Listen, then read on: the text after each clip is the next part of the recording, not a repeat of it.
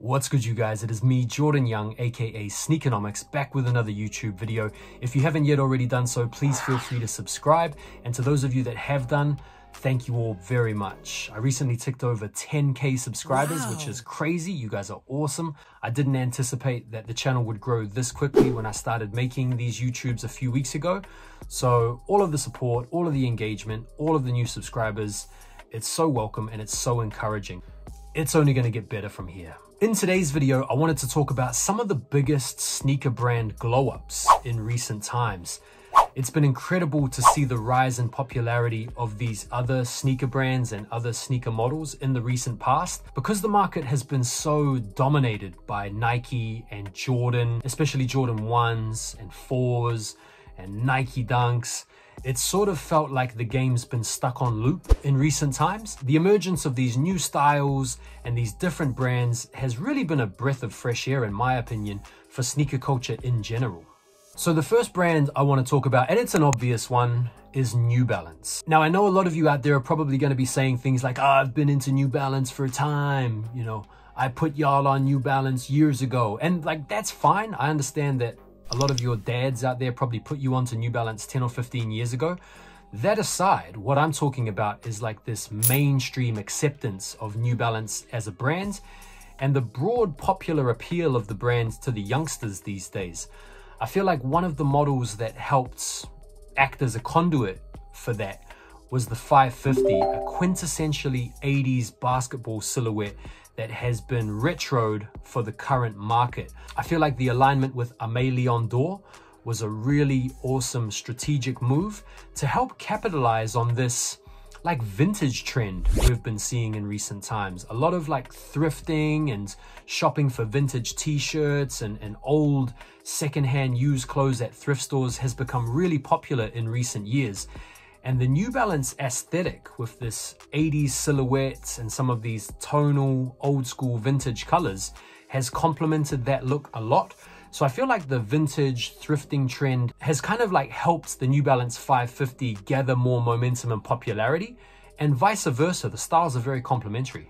Another New Balance model I think has really contributed to their success is the 2002 R. Especially the protection pack. Now, whilst the protection pack wasn't a collab, it was a really attractive release because it took an otherwise banal shoe and just gave it this distressed treatment that made it look a little bit funkier. And coming out in the classic New Balance gray, I remember seeing that model thinking, wow, that is a cool looking shoe. I felt compelled to get the shoe out of interest, and when I tried it on and felt the comfort, oh my gosh. The New Balance 2002 R has become my most favorite model for comfort.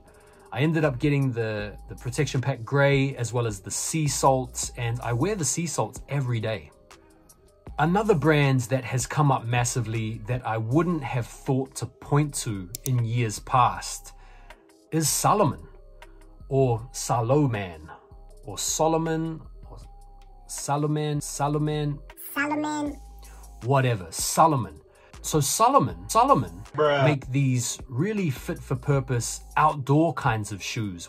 And there are some models that Salomon make that are quite sleek and aesthetically pleasing, but the popularity that they've garnered in recent times, I feel, is partially attributable to the emerging Gorpcore trend that we've seen pop off in recent years, with brands like Arc'teryx especially leading the charge for like hypebeast streetwear aficionados. Having the techwear fit paired off with some Salomons is like a fit. It's a look, it's a feel, it's a mood these days. And because it's so popular with the youngsters on IG and TikTok, it's getting more mainstream popular appeal.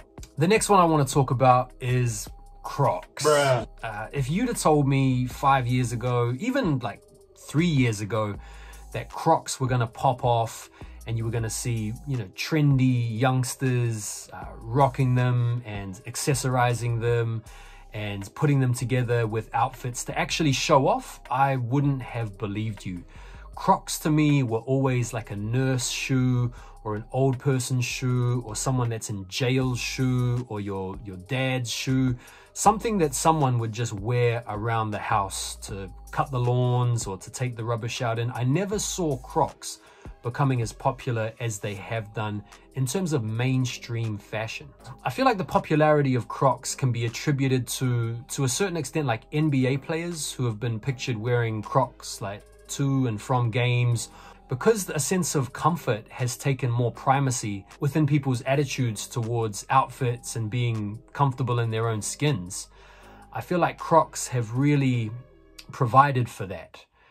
And so given that they're quite inexpensive, given they're quite easy to procure, and given their level of comfort, it kind of makes sense that people are into them these days. But I just never saw them popping off the way that they have.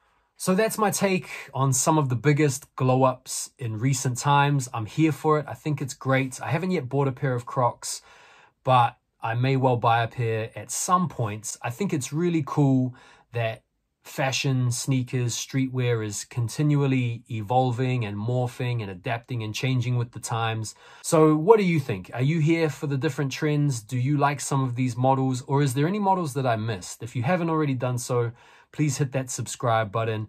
Thank you all once again for your attention, and I look forward to seeing you on the next video. Peace.